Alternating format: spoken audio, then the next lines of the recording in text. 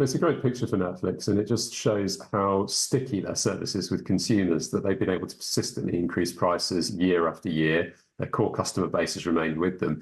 And the revenue growth that they're seeing now is a consequence of some of the price increases they've been able to apply earlier this year and obviously over the last 12 months.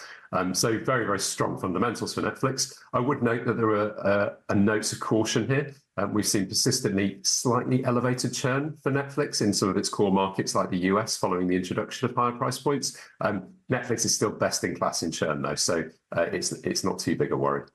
Richard, let's just talk about any pricing changes and the customer here, because the market was looking for potentially any hint at price hikes, which I think is interesting given that Netflix also said that more than half of all sign-ups were coming on that advertising tier model. So that is the cheaper option where people are willing to have their feed stuffed with ads because they don't want to pay the high ticket. Why would we be thinking that there's an ability to push up prices to a higher end here? It depends on the market that we're talking about. I mean, Netflix applied price rises in the US earlier this year. It's looking at some of the international markets. It applied price rises in Latin America. That was one of the reasons for a slight slowdown in growth in Latin America. And it's looking at some of the EMEA markets now. So Netflix does have options. It hasn't rolled out price rises globally across its base for a long, long time. So it's going to be picking and choosing the markets where it thinks the price rises will be best received. I wouldn't expect to see an imminent, significant price rise in the US, given the recency of its latest pricing changes. But it's been able to see, I mean, the strong customer engagement, 2 hours per account per day, or per subscriber per day.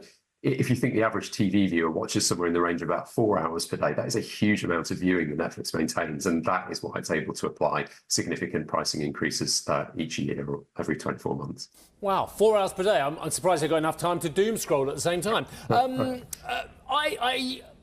look at this and I look at the rivals and the plethora of rivals, dare I say, including the owner of this channel. When Netflix does well, is this a barometer for the whole sector, or is it at the expense of some in the sector? It's a good indicator that some of the growth that had dropped out of the market in 2022 is returning. And what I would say is that Netflix is more unusual in that it has continued to invest strongly in content throughout the last few years.